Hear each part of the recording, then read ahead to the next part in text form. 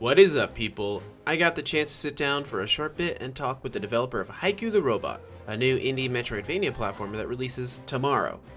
Mr. Morris is an amazing person, and hopefully this little video can give you some insight into why you should be excited for Haiku. I have a feeling this game is going to be very popular.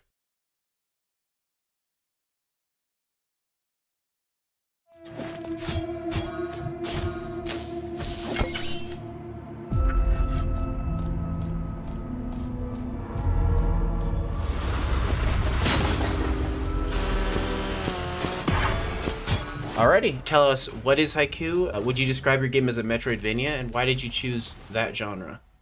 Yeah, so Haiku is definitely a Metroidvania. I like to advertise it as an adventure exploration game just because I'm not sure if everybody is fully aware of the term Metroidvania. Metroidvania fans are obviously aware of it, but when you're trying to like advertise it to people who might not played so many Metroidvanias before, then I think exploration and adventure kind of sum it up nicely. But yeah, it is a Metroidvania. There's a huge map to explore. Lots of like different paths you can take, and they all kind of interconnect into one massive, large map in the end. So at the beginning, it's kind of like very restricted, let's say, and you kind of open up all these passageways, and slowly the world gets bigger and bigger. And this is your first game you've ever made, right? Technically, it's like my first big commercial game, yes. But Right. I have made like a bunch of smaller games while I was kind of learning how to program and stuff. So Yeah, that's an you interesting could, story because you learned to program in like a really short time, right? um, I guess so. Like I don't know what short is or long, like in terms of how long it usually takes, but I found it quite easy to pick up, mainly just because I think I just really enjoyed it. So it was something that I was like looking forward to doing, and I still look forward to doing now. And there are times, even now, so where I'm coding and I do some like specific tasks, and it's really, really rewarding in a sense of like you have a problem and you have to try and solve it, sort of thing. It's really, really cool. But yeah, working with like other indie or solo developers, we have a secret Discord server actually, where we all leave feedback and we all comment on each other's games and stuff. And we've even started to do like daily meetups as well. So if you have any problems and stuff like that, then we can kind of talk about it with other people that are in the same sort of position as you. That's awesome. There's like Yeah. there's so many good indie kind of adventure platformers, Metroidvanias being made, so I think collaborating is a lot better than competing, Oh, for because sure. I like people like me are gonna buy them all. I'll play them all. That's my type of game. So Yeah, like we cross promote our games all the time. Like in when we had this Steam Next Fest, we had this little banner across the top of our about section, our description of the game, and it said like check out my friends' demos as well. So we try to help each other out because if more people play more Metroidvanias, then they're probably gonna want to buy more Metroidvanias at the end of it as well. so during development, is there anything that was like a real struggle for you to figure out how to create? Did you think it would be a struggle, but then you ended up liking it? What I thought would be a struggle, but ended up liking was anything UI related. So like menus and all that sort of stuff. I thought would be kind of a bit of a pain, but it's actually my favorite part now. Just it's like so straightforward. Whereas in a game you can press like five different buttons at once, but on a menu you can only click one thing. So that's why I think I like it because it's very straightforward in that sense. Obviously, Haiku. You would say it's inspired by Hollow Knight, right? A For little bit. sure. Yeah. Well, yeah. What other games have had inspiration in it besides that? So I like I'm a huge fan of Pokemon games, and I know it's nothing compared to a Pokemon game, but I think the feeling of like exploring and that I got from Pokemon and feeling like I was in control of the adventure that I was creating. It wasn't just like some linear path.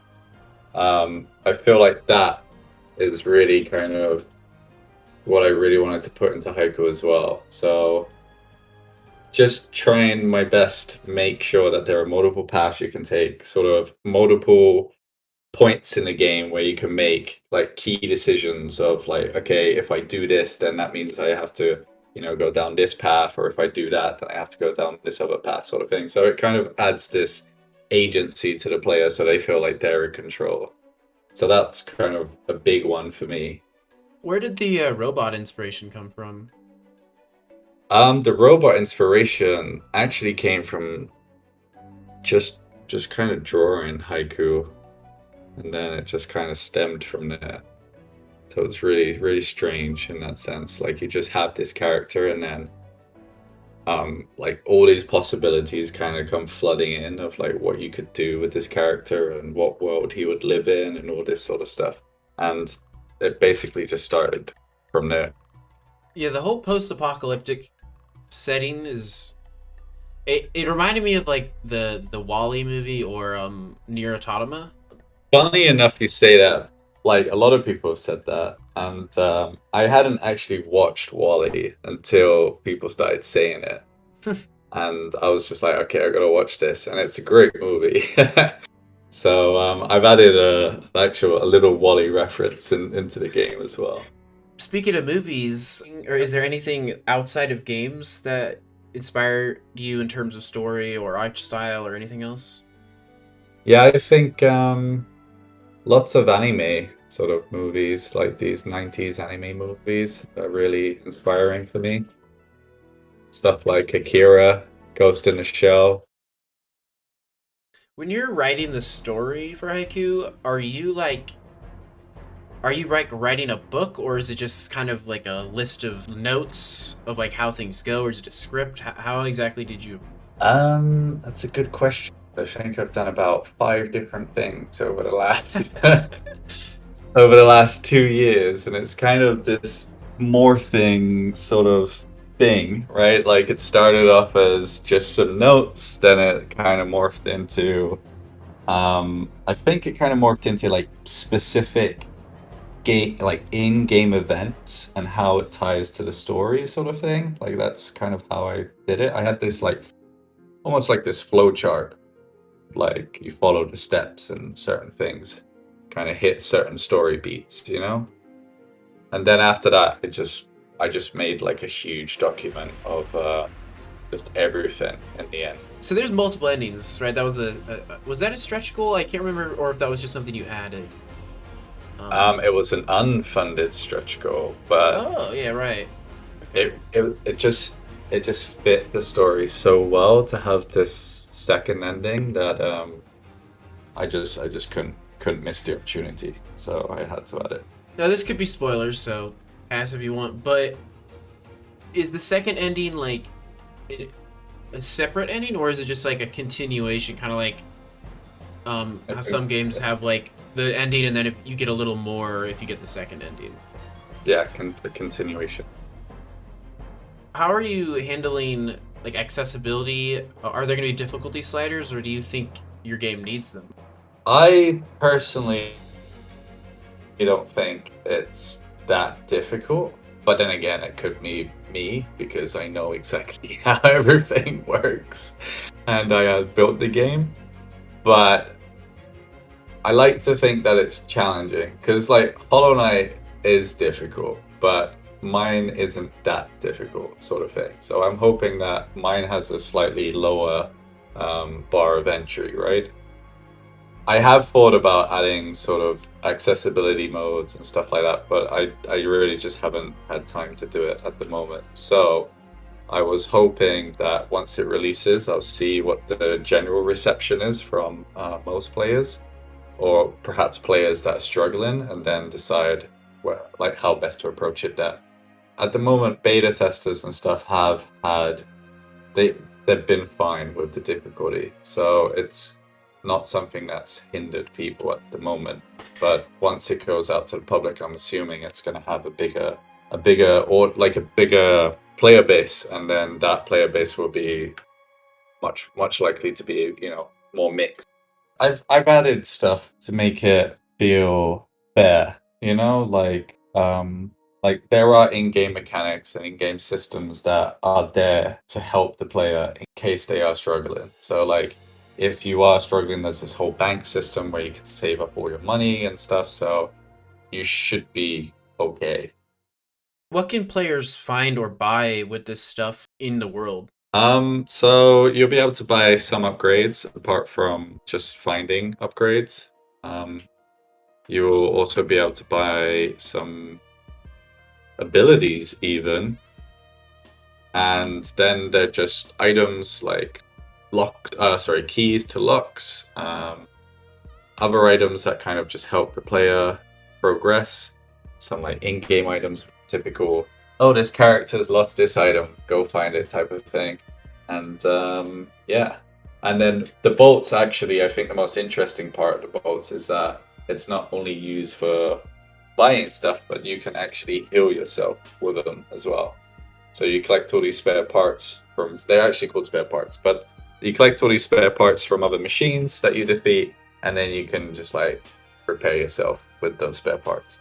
So, what other things can players expect to find in the world? Are there cool NPCs? I know there's like a backer exclusive skin. Are you gonna be able to find more skins, or? The backer exclusive skin is the only one. Um, and like there are tons of NPCs to find. There's a very large pool of abilities, and then there's upgrades for those abilities. There's collectibles. There's all sorts, and there's even like travelers from like other lands that have come to Haiku's world and are sort of exploring it for the first time as well, alongside the player, which is really nice.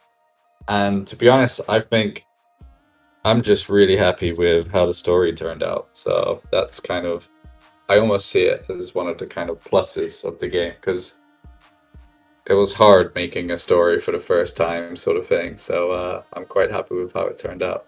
So these NPCs you're gonna find, do they have quest lines or stuff like that, or is it more just they're there and you interact with them? They have all sorts of stuff. Like, one of my rules for adding NPCs to the game was that they have to provide some sort of value or some sort of purpose, right? So some of them are very simple, so it's just like world building purpose, but other ones they do have side quests.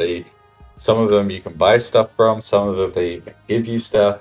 It's like, yeah, it's like a really like a big variety of different things. Like, that was also one of my biggest fears while making the game, was just like, is there enough variety of stuff? So I tried to really just jam pack it with, different types of characters and different types of enemies and bosses, sorts of stuff. When like you kind of started this, I remember this being kind of pitched as a 6 to 8 hour game. Has that grown from there, or is it like you optional stuff and the core game is still like a 6 to 8 hour experience? The core game's 6 to 8 hours, yeah.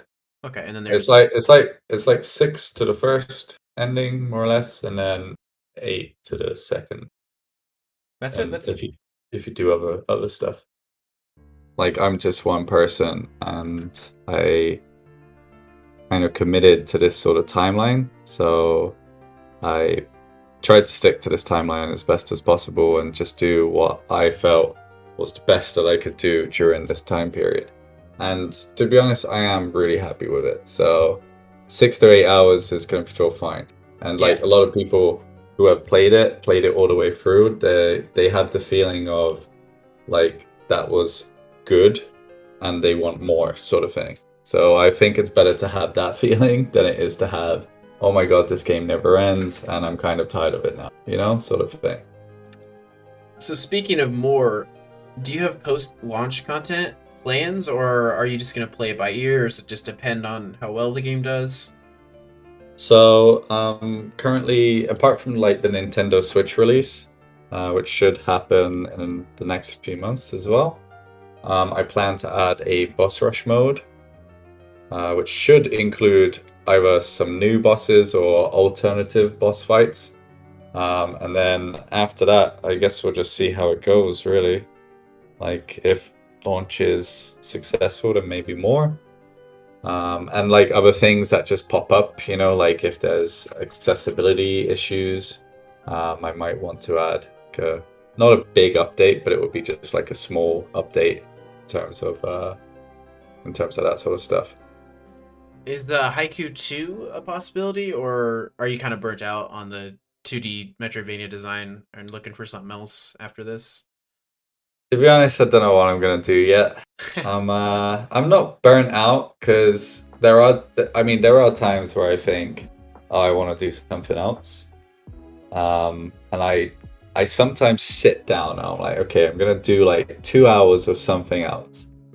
And every time I try to sit down and do something else, I just end up opening like the haiku project and working on haiku instead. So it's definitely like that sort of motivation to keep working on this game is definitely there. But I will most likely have a short break at some point just to kind of relax. So you mentioned the boss rush. Are bosses a big focus, or like, and how many can players expect to find? A large number, or under 10, over 10? Oh, it's a tough question. Are they a large focus? It's I guess so, but I guess not as well. Like there's over 10 bosses in the game. Mm-hmm. I think it's sitting at like 15. If I remember correctly, it's 15. Which I feel is like a decent size. And I don't know if I could say it's the main focus, because the main focus is that core Metroidvania element of like exploring and getting power-ups and all that sort of stuff. But it's definitely a focus. Like there are parts where you can't progress without doing a boss fight. So I'd say like 30% boss fights, 30% exploring, 30% interacting with characters and stuff like that and getting to know the story. And then 10% of I don't know what that last 10% is. It's up to the player. You added a Steam gauge mechanic, which is kind of like a stamina system or something. Why did you feel that was necessary? Yeah, so it was like a reverse stamina system. That's kind of how I thought of it. It's like usually you have a stamina bar that kind of fills up, right? Or goes down, you mean? Oh yeah, sorry, it goes down like you use stamina, but then it fills back up, right? Yeah, yeah. So in this case, I was like, okay, what if you just works the exact opposite way? Like you kind of build up sort of some stamina resistance, and then you need to wait till it cools down. So basically, like a cooldown system. But the reason why I added it is mainly just to kind of add another layer of gameplay to at least at the beginning, just because it felt a bit over, like the dash ability felt very overpowered to have right at the beginning. Because dash gives you invincibility frames, so you could theoretically just keep dashing for everything and not taking any damage, which isn't good game design. So Right. I added like the stamina system basically, but the thing that I really like about it now is that it's allowed me to kind of be a bit more thoughtful when it comes to boss fights. Like how can I make a boss fight so you have to kind of manage that stamina system as well as your health, which is pretty good. Like I'm really happy with how it turned out. But as the game goes on and the bosses get more difficult, then the the stamina system kind of disappears in a sense. So like the bosses get a bit more difficult, so you need your abilities more frequently, and you'll have no problem. Like I think once you unlock like the maximum sort of um, I call it heat gauge, but there's actually no reference to it in the game. But it's you unlock something like a cooling system. So basically, you just spend less heat when using abilities. So yeah, that basically just disappears towards the end of the game, and it's almost impossible to overheat at the end unless you really just spam hard. That's good. It's a good power curve then. Yeah, So that's like the perfect way to describe it. It's got like a nice power curve and a good difficulty curve to like go with it. So you've mentioned, but I don't think we fully went into it. But you are planning a Switch release post launch for those that are like the handheld mode a little more. Yep, for sure. I've been testing it on the Switch for the last year and a half as well. It was one of those things like when it got funded, I ordered myself a dev kit like immediately, and it's really fun. Like every few months, I open it up onto the Switch just to test like everything new that's been added, and so far it works really really well. So um, I can't say when the Switch release will come out, but fingers crossed it should be sooner rather than later because I have been testing the game on the dev kit and it works pretty well. Like there's not many frame drops unless like I think there's just one when you start the game, but that's about it. But yeah, so it works smoothly. So hopefully porting will go smoothly as well. Oh, I'm sure there are plenty of people that will be happy to hear that. I know the Switch is an indie machine right now, so getting on there is a big plus. Well, that's Yeah. actually about it for questions I have. Is there anything you want to say? Like I don't know. Thank you to the backers. I don't know. Just if there's anything else you want to add before we wrap this up, feel free.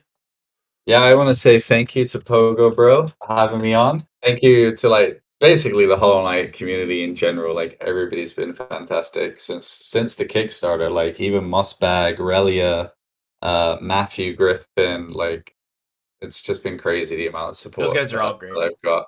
They're all Yeah, great. they're fantastic people. So I'm very appreciative of them, and of course just the whole community in general. Like people who comment on like everything I post and stuff. Like those small things add up to like a very big like motivation boost for me, and it really helps me to kind of keep pushing forward. So I don't think people realize that as much as they should. Thanks so much for watching, and even if the game doesn't fully interest you, or you don't have the means to play it right now, please consider at least adding Haiku to your wishlist, as this will help boost its visibility. As for me, expect some more Haiku content in the near future.